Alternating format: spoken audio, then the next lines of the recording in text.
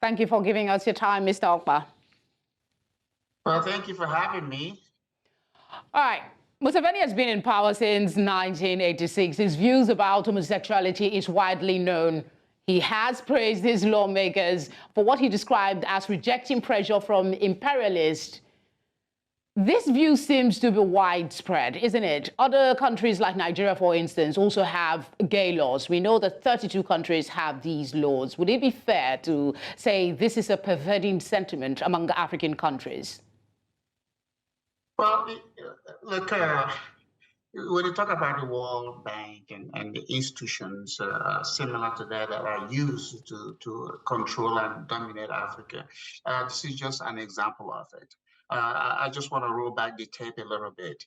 You know, the World Bank actually wasn't formed to help Africa. It was formed as a result of the end of the World War for the European nations, you know, to help them, you know, recover from the war. So once that war was over and the European nations, you know, where Western European nations were on their way to recovery, you know, there was this argument of, well, what are we going to do with the World Bank? So the World Bank, by default, you know, was not disbanded. It was left to be there, and then they picked on Africa. Of all the 100 or so countries that they have interest in, Africa has the chunk of it. So what has happened is that because the African nations have, you know, neglected their own responsibility to stabilize their own local currencies, either by creating a regional currency regime to be an alternative to relying on foreign one. That is where these things happen. Back in the 80s, you know, when they had, you know, the SAP, structural adjustment program, you know, what that has done was it sapped African nations. So even at the time, the Naira was a stronger currency to the pound and the dollar. But now look at what is going on. So why, when these things happen, you should call on ECOWAS or the African Union to get back instead of running all over the world and begging and being treated like a, you know, a child that has something on their nose or their face, they can't clean it. They have to come back and do what Europeans did back in the 90s when they formed the euro as a currency because a lot of the European countries were having issues with exchange rate. Money is an entitlement of every sovereign nation. And you should not allow anybody to come from outside, either the World Bank or IMF, to devalue your currency, because when they do that, what it's going to do, it puts you on a catch the real effort, and you never catch up. And so what Museveni is doing, you know, this is a slight on him and in your face, because if gay is something that in their country, in their culture, they don't allow, they should stand firm to it. You know, America or the World Bank don't go to China and say you have to treat every Chinese right, or go to Russia. So they pick on countries that are weak, and these countries are weak because they don't have institution. Everything, you know, lies on the president. The power of a country lies on the 54 African president, and they are weak because they don't have strong institutions in their own various countries that can help them get these things done. So that is what you see happening. You know, Obama was the one, when he was president, you know, remember he went to Kenya and tried to pitch this thing about, you know, gay rights and stuff. And they yelled at him and said, hey, this is not what we want. So when people respect you, they will respect your right to exist. And they want to work with you as opposed to coming to impose what they think is their own culture. I'll give you an example. You know, my dad was a polygamous man. In 1963, he wanted to wed one of his wives. You know, the Catholic Church said, no, you can't do it. And he said, if you don't wed me, I'll kick you out and replace you with a religion that respects my culture. And the Catholic Church wedded him.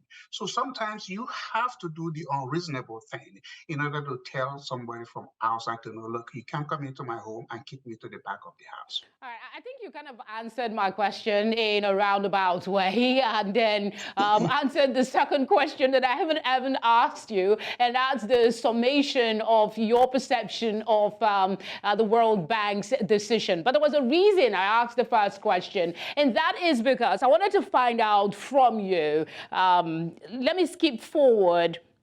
The punitive measures, because some see this as sort of this a restrictive freeze on giving them any further assistance as a punitive measure for beliefs that they hold dear. So I'm asked, the reason I asked that was I was eventually going to ask you about these punitive measures for people who say that they support democracy, which is a government for the people, and the people can decide what they want to do. Will this serve enough as a push to draw African nations to realize that they have to take back their independence in the real sense of the word and do away with foreign loans and aids? I can say yes. Excuse me. I can say yes and yes and yes. There's got to be some gain. There's got to be some pain before you get to the gain. The African countries are afraid of the pain in order to assert their own independence. That's why anybody can come in and say, "Oh, if you don't do this, we're not going to give you aid." If you don't, look, money is a creation of the national sovereignty right. God never wired money to China or America or England to give to everybody. They printed their own money. And so if they can do that through their own various means, the Treasury Department that authorizes this printing, how come the African countries haven't figured out how to make their own currency work for them? You have to do these things, because if you don't stand up to the Western thing, you are an independent nation. What happens to you? You still become dependent on them, and that's what they want.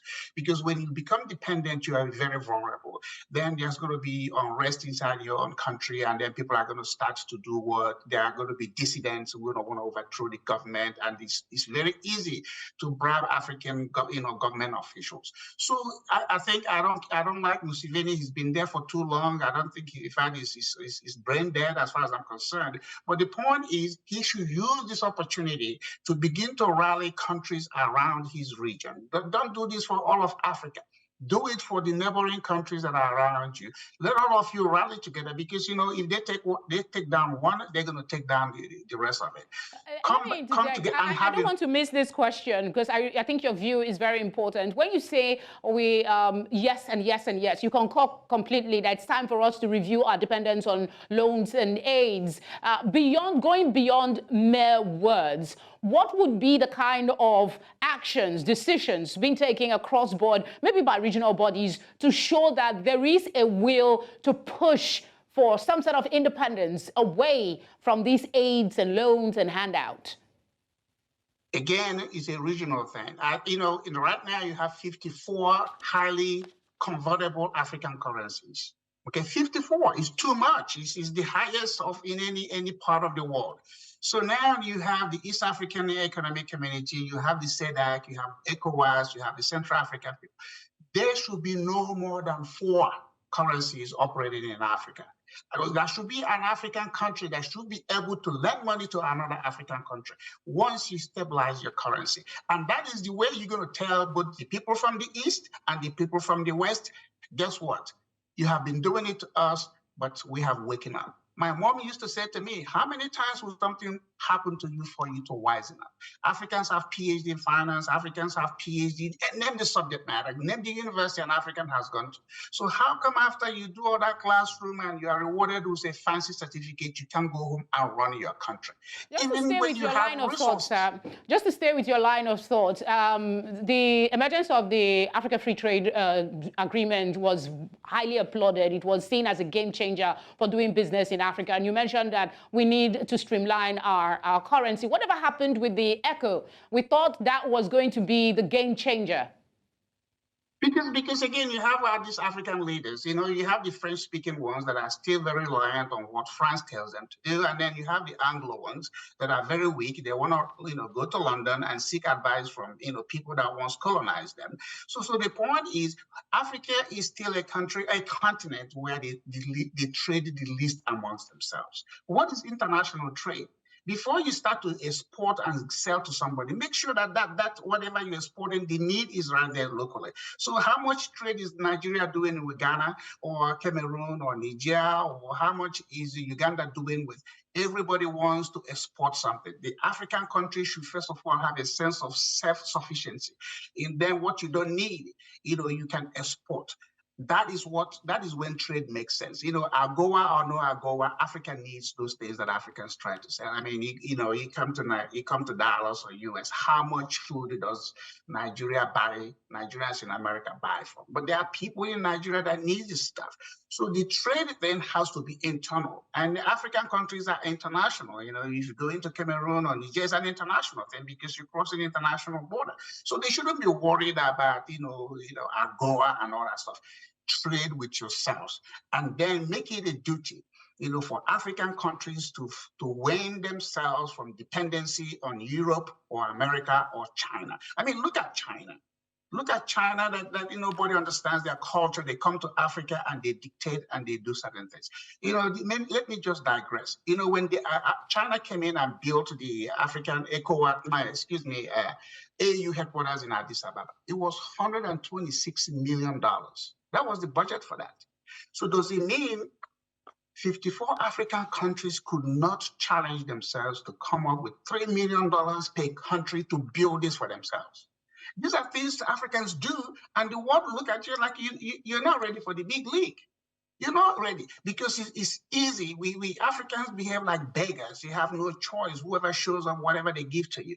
It is because of the presidents. The presidents don't fight for their country. They fight for what they're going to get, and if what they're going to get doesn't make sense for them, they're going to destroy it. That's why you have Indians, Lebanese. I love the direction you took this conversation from the beginning, but let's see if we can, you talked about presidents now, not doing the will or not getting favors that will serve them, and then they don't do what they need to do. So I want us to look at the situation with Uganda. Let's just roll back a bit and talk about Museveni. He's been talking tough. He's defiant. He's saying that if there is absolute need for borrowing, that Uganda will turn to other sources. He also pointed to the country's oil resources that the government expects to commercialize in the next 30 months. That's in 2025.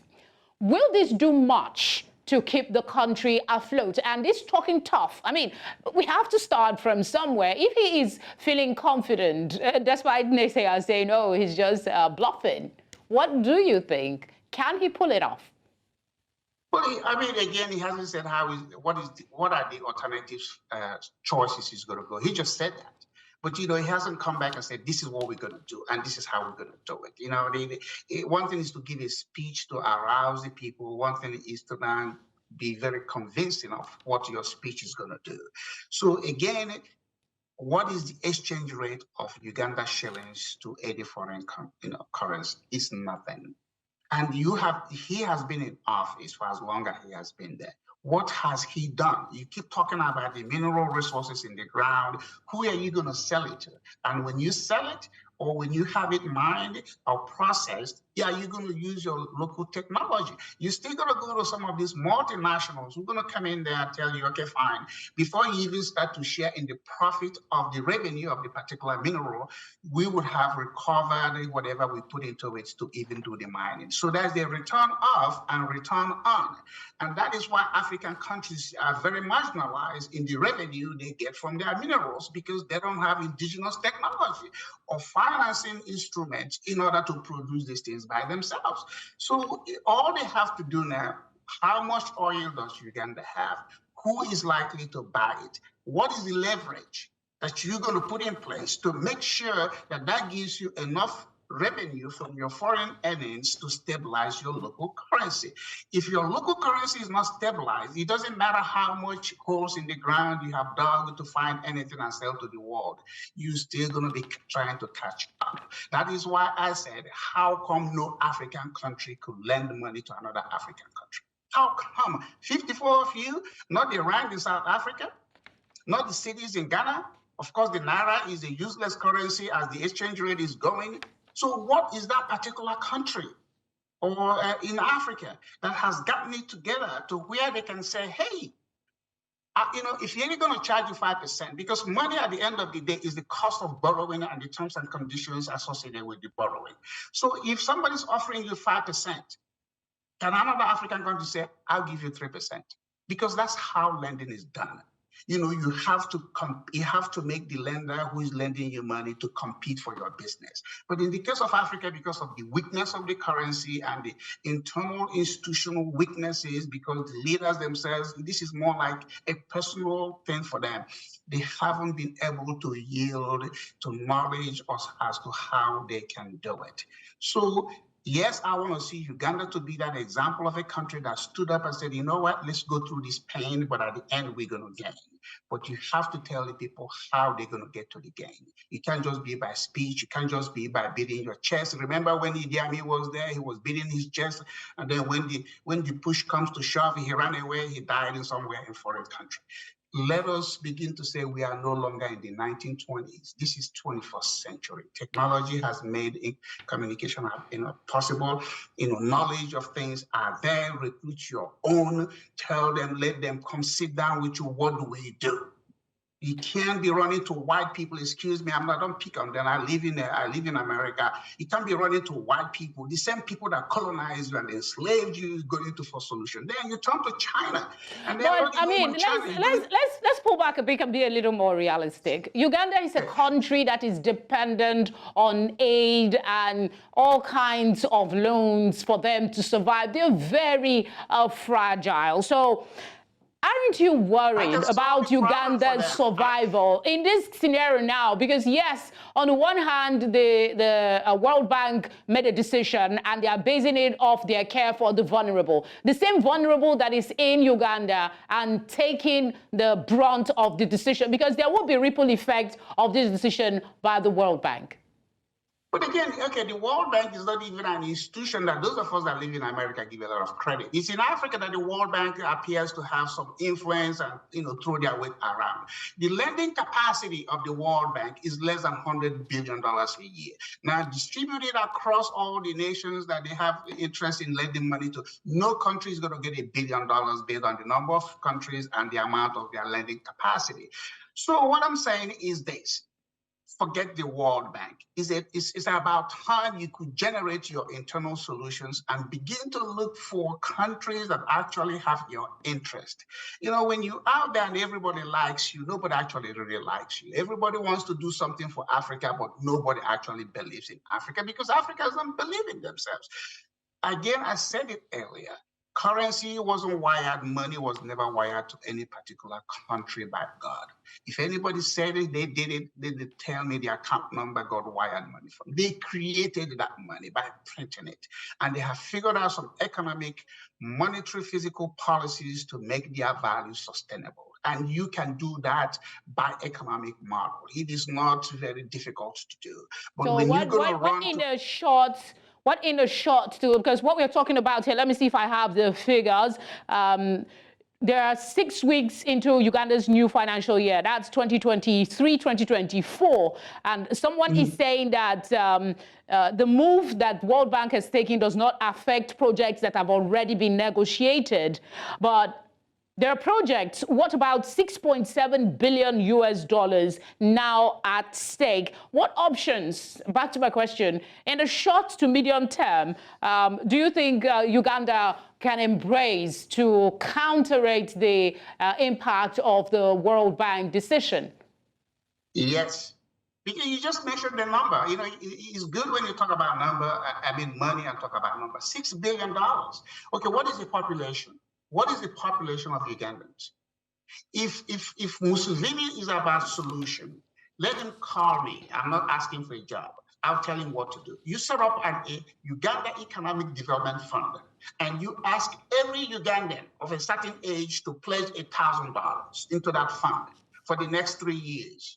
Okay, through a tax instrument, and then you could back up that instrument with the amount of a particular mineral that is already in your country as a pledge. Okay, if you do that, you're going to have private equities and investors that want to come and put in that $6 billion at a favorable rate.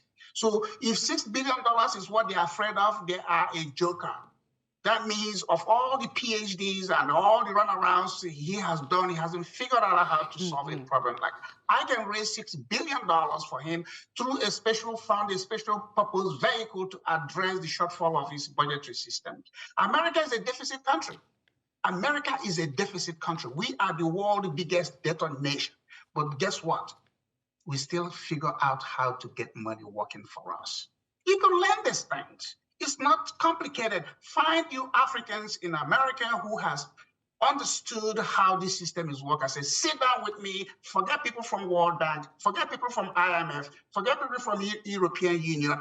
Seek Africans because they have long-term interest for the survival of that continent. But as long as you're running around, you're chasing Chinese and Lebanese and Indians and Pakistanis, these other people that are from sea countries that have nothing to do but to transact with Africans and devalue Africa, you're not going to survive. So $6 billion, if Museveni has the balls and the fire in his belly, like we say in Texas, if he has it and he said, you know what, I am going to counter this, and this is how, he will get more respect. Okay, let's still stay. I mean, you have great ideas, and I'm sure a lot of persons are watching this conversation. I'll personally share to reach as many people as possible. But our reality still remains. Uganda has issues. The government says he will find alternative source of credit for the country. Last week on this program, we discussed the scrambling, the seeming renewed scramble for Africa. So my question would be, what would be the price of these alternative sources? And also, what are these alternative sources he's talking about? What would be a safe bet? Well, again, it could be a short-term thing. Okay, so if you say they're already into their 2024 budget system and they're going to have a shortfall of $6 billion. So does he want to make this a short-term solution, or does he want to say, okay, fine, let me get a short-term, what we call mezzanine financing, and then we're going to go long-term. And then when you go long-term, that is when you can now write it into law. This is what you're going to do. He's mentioned what is it called? The minerals they have. You can pledge those things. Every asset has a value. And when that value is pledged, you should be able to buy down the interest rates that you're looking for money. But I'm just saying, with the population of Ugandans and the friends of Ugandans, if you establish this fund and you make it a legislative agenda, the National Assembly do it, and get some people who know how to create this fund, you could get $6 billion. But what are you going to get the $6 billion for? It's not to pay salaries. You have to invest it or put it in something that is going to make it multiply. That's why it is called a revolving fund.